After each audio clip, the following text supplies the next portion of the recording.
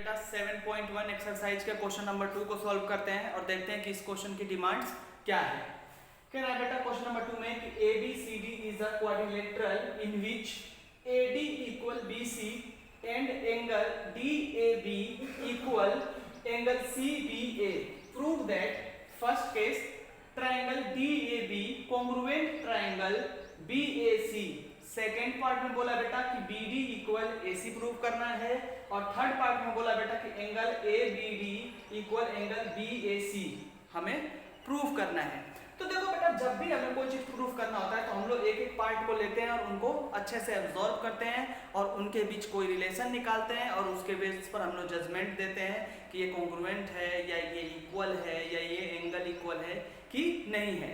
तो चलिए सबसे पहले फर्स्ट पार्ट को सॉल्व करते हैं। इसमें लिखा है कि हमें प्रूफ करना है क्या, triangle DAB congruent triangle BAC, यानी हमें प्रूफ करना है टू प्रूव, क्या प्रूफ करना है, triangle DAB congruent triangle BAC हमें ये प्रूफ करना है।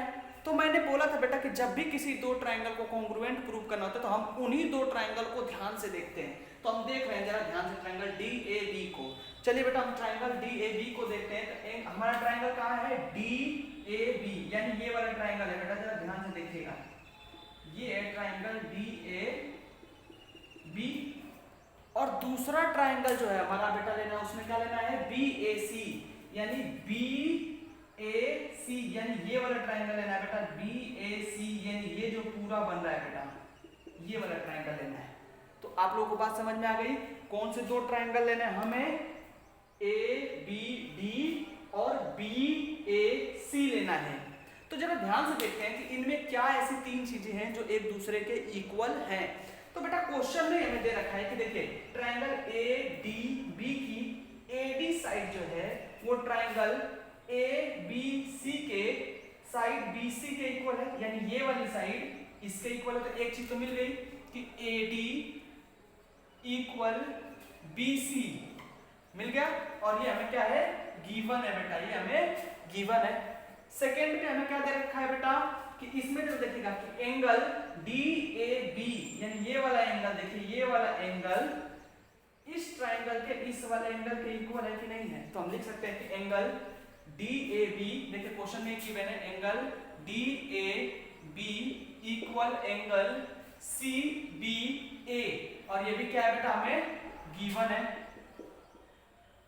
अब दो चीजें तो हमें मिल गई, एक और कोई चीज अगर हम खोज देंगे जो इनके इक्वल होगी तो इन दोनों ट्रायंगल को हम लोग क्या बोल देंगे कि कॉन्ग्रुएंस है। तो जरा ध्यान से देखिए बेटा, ABD में भी AB आ रहा है और ट्रायंगल ABAC में भी AB आ रहा है। देखिए इस ट्रायंगल के साथ भी ये AB आया है और इस ट्रायंगल के साथ भी ये AB आया है। तो AB दोनों में कॉमन हो गया, तो हम यहाँ लिख सकते हैं कि साइड AB इक्वल AB और ये क्या बेटा हमारा कॉमन है, ठीक है।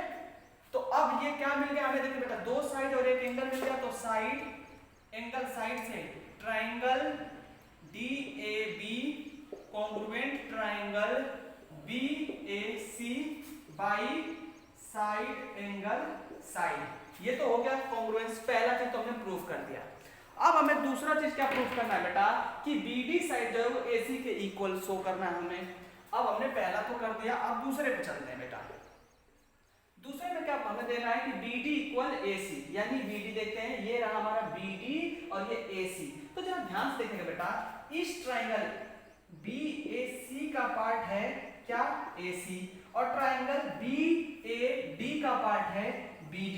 देखिए बेटा ये जब दोनों ट्रायंगल के दो पार्ट हैं और ये दोनों ट्रायंगल आपस में कॉन्ग्रुएंट हो चुके हैं तो इसका मतलब है कि BD साइड जो होगी वो AC के इक्वल होगी, क्योंकि जब दो ट्रायंगल कॉन्ग्रुएंट हो चुके हैं बेटा तो जब इनको एक दूसरे के ऊपर रखेंगे तो ये ओवरलैप कर जाएंगे और ओवरलैप तभी ना करेंगे जब ये वाली साइड इसके इक्वल होगी।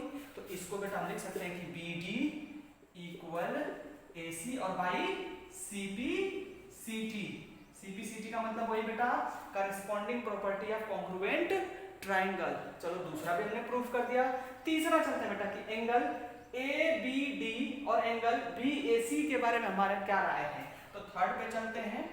तो थर्ड में क्या दे रखा है बेटा हमें, कौन सा triangle, angle A B D यानी बी यानी ए बी डी यानी ये वाला एंगल, सिर्फ ये वाला किसके इक्वल दिखाना हमें, बी ए सी के, बी ए सी के। तो देखिए बेटा इस वाले ट्राइंगल का पार्ट है ये और इस वाले ट्राइंगल का पार्ट है ये। तो इसमें बेटा ये दोनों में आ रहा है, इसका मतलब कि angle A B D equal है बी ए सी के और इस प्रॉपर्टी का भी नाम होगा सी पी सी टी। आगे बात समझ में। तो इस तरह से बेटा हम इस क्वेश्चंस को भी सॉल्व कर सकते हैं। तो बस आप लोग को जब भी कोई क्वेश्चन दे बेटा तो हमें उन चीजों को खोजना है जिनके थ्रू हम इनको कॉन्ग्रुएंट प्रूव कर सके। और दो ट्राइंगल अगर कॉन्ग्रुएंट प्रूव हो जाते हैं तो उन्हीं के बेस पर उनकी सभी साइडें इक्वल मानी जाएंगी और उनके सभी करस्पॉन्डिंग एंगल भी इक्वल माने जाएंगे। आई मीन अगर मैं कह दूं कि ये वाला हाथ, ये वाली हथेली इस हथेली के कॉन्ग्रुएंट है तो इसका अंगूठा इसके इक्वल हो जाएगा, ये वाली उंगली बेटा इसके इक्वल हो जाएगी और ये वाली उंगली इसके इक्वल हो जाएगी। तो आई बात में, यानी अगर ये कॉन्ग्रुएंस है इसके तो हर एक चीज इसका इसके इक्वल होगा। तो इसी तरह से अगर triangle D A B congruent हो गया था बी ए सी के, तो डी ए बी ट्राइंगल का हर एक angle triangle B A C के करस्पॉन्डिंग एंगल के इक्वल होगा और उसको हम उसको करेंगे सी पी सी टी के थ्रू। ठीक है, नोट कर लीजिए।